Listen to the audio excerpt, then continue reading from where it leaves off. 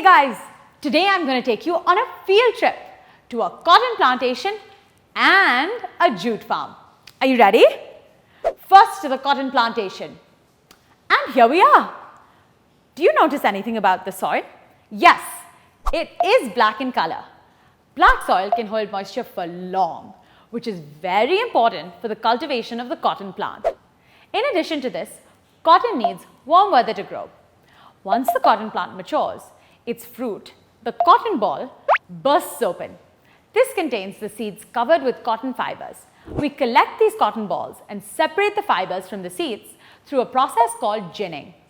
Traditionally, ginning was done by hand, but now it's done with the help of machines called the cotton gin, which quickly and easily separates cotton fibers from their seeds. Now, let's go to the jute plantation to see how jute fibers are extracted from plants. Jute requires a warm and wet climate. Thus, it is grown during the monsoon season. Jute fiber is obtained from the stem of the jute plant. Farmers harvest the jute plant, which means they cut it when it is at the flowering stage. After this, their stems are kept immersed in water for about 10-20 days. The bacteria present in the water cause the stem to rot, and the fibers of jute become loose and are then separated by hand. This process is known as retting of jute. Now, isn't that a lot of hard work that goes into extracting fibers?